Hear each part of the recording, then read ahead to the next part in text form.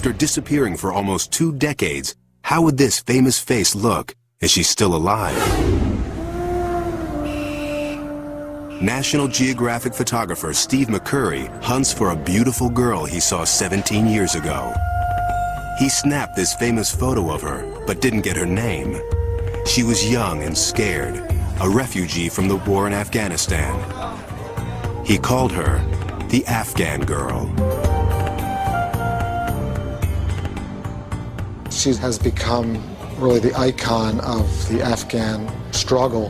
Her plight and her situations really come to symbolize what's happened here over the last 2 decades. In 2001, the war in Afghanistan has the world's attention. McCurry returns to the refugee camps, determined to find the face from long ago. For weeks, he roams the streets, scouring shops, markets, and schools. The photograph is his only clue. Here's my wife. Yeah, you're sure? His search proves harder than he thought. In this conservative Muslim society, grown women must wear veils. If still alive, the girl would now be about 30, her stunning face hidden from view. We're going to look and see if we can find the records, see if we can find her whereabouts. Luke says for the last 3 for this girl. After weeks of looking, McCurry's run out of hope and time. We have a lot of leads still coming in, but I'm going to have to leave today. Been through the camp exhaustively, looking and talking to as many people as possible. We've given it really our best shot. But shortly after McCurry leaves, an Afghan refugee approaches the TV crew. He says he knows the girl from the photo. But the woman now lives hours away near Tora Bora, across a border that swallows lives.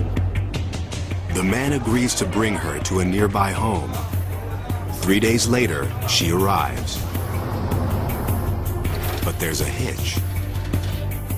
Local custom dictates only a woman may enter inside. Do that and then we'll eagerly await. Associate producer Carrie Regan goes forward, alone. I remember walking to this back room, and there were women sitting around the floor, and they gestured to this figure in the back corner, and she looked up, and I saw these gleaming bright eyes. And for the first time, I thought, you know, we might just have something here. We might just have the Afghan girl. There's one way to know for sure. A new technology called iris mapping. Carrie snaps a photo, which is rushed to a lab in the States. There, experts compare the eyes of the woman with those of the girl. The colored part of the eye is called the iris. The computer maps its subtle pattern. It's as distinctive as a fingerprint.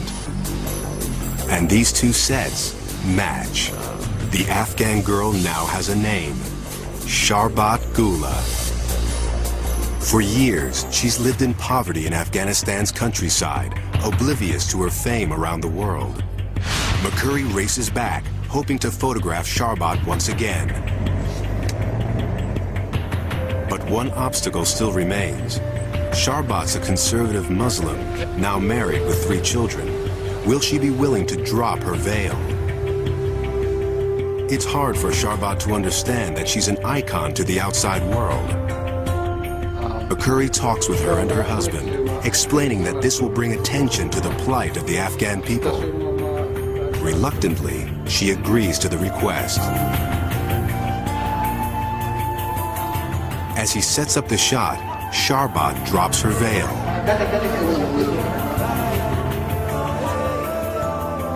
The famous eyes flash defiantly, again capturing the attention of the entire world.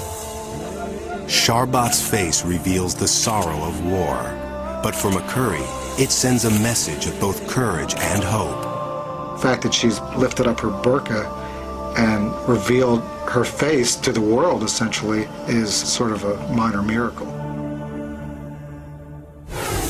These adventurers have traveled beyond time and boundaries to make amazing discoveries that broaden our understanding of the world.